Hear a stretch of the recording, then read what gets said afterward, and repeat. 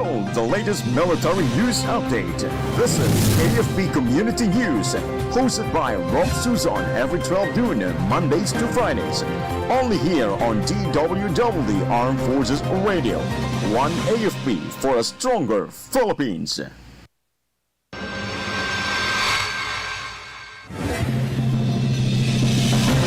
AFP deploys troops, assets for massive flood response across Luzon and Visayas. AFP activates EDCA sites as disaster response hubs for Typhoon Cruising. President Trump lowers tariff on Philippine exports to 19%. And Quezon City, Cavite, Kalumpit declare state of calamity amidst widespread flooding.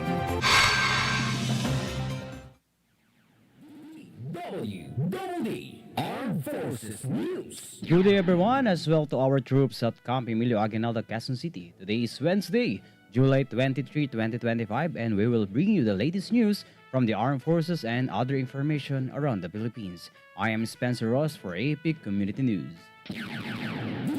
DWDD National News. Let's move on to the national news.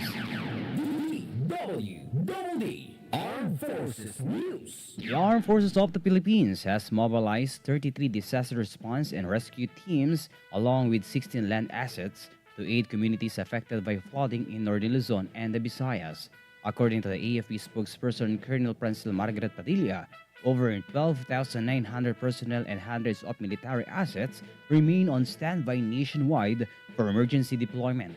In Metro Manila, military vehicles are providing free transport in heavily flooded areas like Malabon, Nabotas, and Quezon City. The AFP affirmed its full commitment in protecting lives and delivering essential aid amid severe weather conditions. DWDD Armed Forces News. Furthermore, the Armed Forces of the Philippines activated Enhanced Defense Cooperation Agreement or EDCA sites as forward hubs for humanitarian and disaster response amid Typhoon Cruising and the intensified southwest monsoon. AFP Chief General Romeo Browner Jr. said the sites are supporting faster deployment of rescue teams and relief goods in coordination with the Department of Social Welfare and Development. The AFP is also working with the United States Indo-Pacific Command to use shared airlift and logistic assets. The said cooperations highlights how defense partnership directly aid Filipinos during calamities. Armed Forces Radio. On the other hand, let us hear more from Gio about 71st Infantry Battalion rescued flood victims and aid relief efforts in Pangasinan. Go ahead, Gio.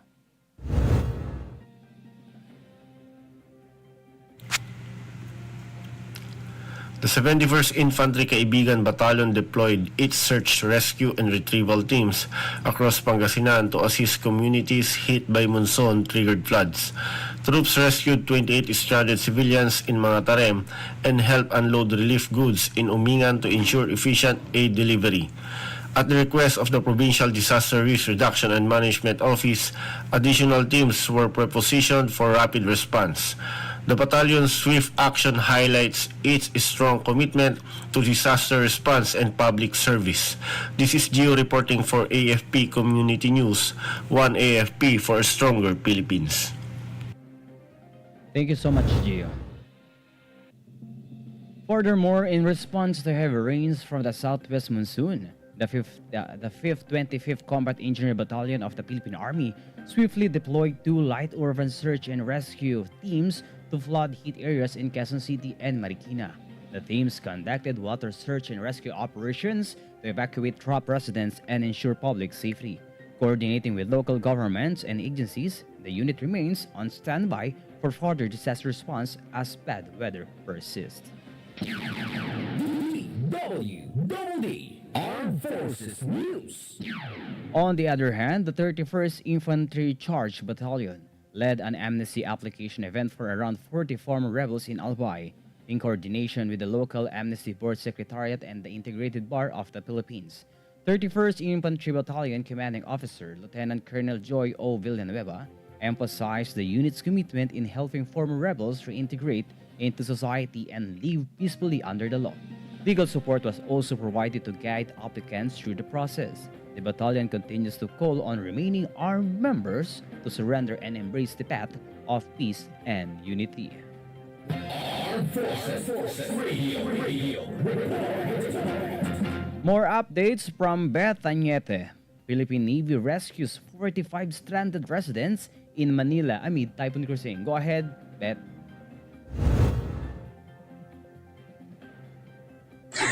The Naval Task Force Group National Capital Region swiftly conducted humanitarian operations along flood-hit España Boulevard, Manila, and Typhoon Cruising.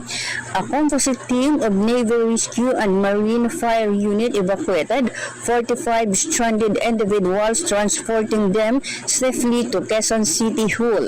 The mission highlights the Philippine Navy's commitment to disaster response and civil military operations and reinforces a vital role in national defense and public service. This is Beth Añete reporting for the AFP Community News, one AFP for the stronger Philippines.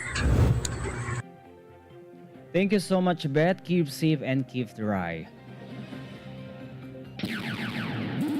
DWDD Armed Forces News. More news. A 22-year-old female rebel carrying her 21-day-old baby voluntarily surrendered to the 37th Infantry Battalion in Calamity, Sultan Kudarat, citing exhaustion and concern for her child's safety. On the same day, troops arrested Domingo Cranzo alias Goliath, a top CTG leader wanted for terrorism and murder. He was involved in a recent encounter with government forces and ranks among Philippine National Police Region 12 top 4 most wanted. Military officials hailed the events as a sign of the growing collapse of the insurgency and the success of intensified humanitarian operations. DWDD Armed Forces News. Let's move on to our national news. DWDD National News. United States President Donald Trump announced a reduced 19% tariff on Philippine exports, down from proposed 20% following President Ferdinand Marcos Jr.'s visit to the White House. As part of the deal, the Philippines will allow zero tariffs on U.S. products, marking a shift to an open market trade arrangement. Trump praised Marcos as a very good and tough negotiator, while PBBM reaffirmed the U.S. as the Philippines' strongest and most reliable ally. The visit also strengthened military and economic cooperation between the two nations. Armed Forces Radio. Now some information from Leonor Tanap about Armed Forces of the Philippines ensures troops in West Philippine Sea remain safe and supplied amid rough weather. Go ahead, Leonor.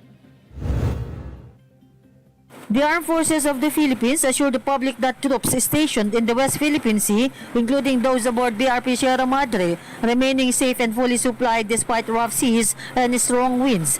AFP-WPS spokesperson Rear Admiral Roy Vicente Trinidad confirmed all 9 military outposts are secured and that provisions are sufficient to last beyond the next scheduled rotation. The BRP Sierra Madre continues to serve as the key symbol of Philippine sovereignty in the disputed waters. This is Leonor Tanap reporting for AFP Community News, 1FP for stronger Philippines. Keep safe, Leonor Tanap. DWDD National News. On the other hand, Quezon City, Cavite Province, and Calumpit in Bulacan have declared a state of calamity due to severe flooding caused by days of heavy monsoon rains intensified by Tropical Storm Crisine. Quezon City Mayor Joy Belmonte clarified that the declaration enables faster access to emergency funds for cleanup, infrastructure repairs, and medical aid, not due to widespread destruction. Cavite Governor John Vicrimulya and Calumpit Mayor Lem Faustino made similar declaration to expedite relief and rehabilitation efforts. Furthermore, troops, over 130,000 individuals in Calumpit alone have been affected in many house in evacuation centers. DWDD National News. The Department of Social Welfare and Development has accelerated the distribution of family food packs to those affected by Typhoon Crising and the southwest monsoon. As of latest update, the agency delivered 197,653 food packs with over 100,000 sent to Central Luzon and more than 22,000 to Metro Manila. DSWD Director Maria Isabel Lanada said they continue to replenish warehouses and dispatch trucks to affected local governments. The agency has so far provided over 120 million pesos worth of aid and remains focused on helping 25,000 displaced families in evacuation centers. Armed Forces Radio. On the other line, from our reporter on the ground, let us hear the report of Jimboy about the MBLT-4 rescues Tawi-Tawi residents from coastal danger amid rough seas. Go ahead, Jimboy. Marine Battalion Landing Team 4 successfully conducted a rescue evacuation in Barangay Tubig Tanan, Bongkao, Tawi-Tawi. This was response to a strong wave endangering coastal residents. Team Marines, in coordination with local law enforcement and the Municipal Disaster Risk Reduction and Management Office, Bongkao, safely evacuated affected individuals to designated shelter. The operation showcased swift action, interagency cooperation, in the Marines' unwavering commitment to public safety and disaster response. This is Jimboy reporting for AFP Community News, 1 AFP for a stronger Philippines. Thank you so much, Jimboy, and it seems there's a heavy rain on your area. DWDD National News. Yes, Meralco has reduced power outage to 29,000 customers from over 167,000 earlier Tuesday as flooding continues to hinder full restoration. Most remaining outages are in flooded areas of Cavite, Metro Manila, and Bulacan. The company deployed high-bed trucks and fiberglass boats to support restoration and rescue operations. Meralco urged customers to observe electrical safety by switching off breakers, unplugging appliances, and ensuring dry wiring amid tropical depressions, Dante's entry. DWDD National News. More electrical news. The Department of Energy directed Meralco to prioritize restoring power in flood-prone hospitals and evacuation centers as tropical depression Dante intensifies its rains. Energy Secretary Sharon Garin ordered site inspections and technical support for 4 high-risk hospitals and an evacuation site in Rizal. The DOE also coordinated with fuel suppliers and tollway regulators to secure uninterrupted delivery of fuel to Metro Manila. Agencies are actively monitoring off-grid and flood-affected communities to ensure energy, resiliency, and emergency access. DWDD National News. All right, let us hear more updates from Glenn. Armed Forces Radio. Philippine Air Force launches full-scale rescue operations in Metro Manila. Go ahead for the details, Glenn.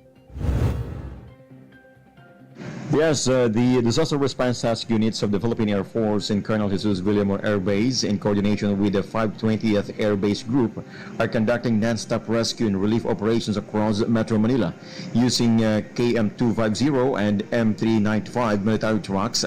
Troops are evacuating stranded residents in Taguig, Pasay, Parañaque, Makati, Pateros, Las Piñas, and Muntinlupa. Despite harsh weather, personnel continue to work closely with local government units and barangay officials to ensure timely aid and safe evacuations. The Philippine Air Force remains committed in serving and protecting affected communities. This is Glenn Ligulchan reporting for AFP Community News, 1 AFP for a stronger Philippines. Indeed. Thank you so much, Glenn. DWDD National News. Meanwhile, the Department of Agriculture will provide at least 495.44 million pesos in assistance to farmers and fishers affected by severe tropical storm Christine and the enhanced southwest monsoon. It includes rice, corn, and vegetable seeds, quick response funds, and interest-free loans under the SURE program. The Philippine Crop Insurance Corporation will also cover insured losses. Agricultural damage has reached 134.66 million pesos, affecting over 6,300 individuals, with rice losses comprising the bulk at 121.88 million pesos across nearly 8,000 hectares. DWDD National News. Furthermore, the Department of Health assured the public that it is closely monitoring the health of families in evacuation centers during the rainy season. Health Secretary Ted Herbosa visited affected areas and distributed medicines, vitamins, and first aid kits to local governments. He also checked on wash facilities and food distribution. President Marcos has ordered full preparedness for rainy season emergencies, especially in flood-prone areas. DWDD National News. A low-pressure area near Kalayaan Island and the enhanced southwest monsoon will bring heavy rains across Luzon and parts of Visayas. Pag-asa said that the LPA may develop into a tropical cyclone within 24 hours, while Tropical Depression Dante, through distant, is strengthening the said monsoon. Strong winds and rough seas are expected in multiple regions, prompting Pag-asa to warn small vessels against sealing. Rainfall may trigger flooding and landslide in vulnerable areas. DWDD National News. The House of Representatives announced it is 90 to 95% ready for President Ferdinand Marcos Jr.'s fourth State of the Nation address on July 28. House spokesperson Princess Abante confirmed smooth preparations despite the rainy weather with contingency plans in place. Security arrangements are finalized with no threats reported and around 1,500 guests are expected to similar last year's turnout. Abante urged the public to watch the president's speech through media and online platforms. DWDD National News. To complete our news for this afternoon, Education Secretary Sonny Angara expressed his full support for Senator Bam Suquino's Classroom Building Acceleration Program Act, which aims to fast-track classroom construction nationwide. The bill allows qualified local government units and private partners to build standard-compliant classrooms using national funds. Angara also said the measure aligns with DepEd's effort to solve the classroom shortage. Aquino welcomed the support, noting that over 165,000 classrooms are still needed, forcing schools into multiple shifts. DWDD National News. And that's all for today's broadcast. Thank you so much for joining, especially to our audience in our Facebook page, AFP Radio DWDD. Don't also forget to tune to later this afternoon for News Express Afternoon Edition for more updates, same time and same station. Again, this is Spencer reporting for AFP Community News, one AFP for a stronger Philippines. Behold the latest military news update. This is AFP Community News, hosted by Rofh Suzon every 12 noon, Mondays to Fridays. Only here on DWDD Armed Forces Radio, one AFP.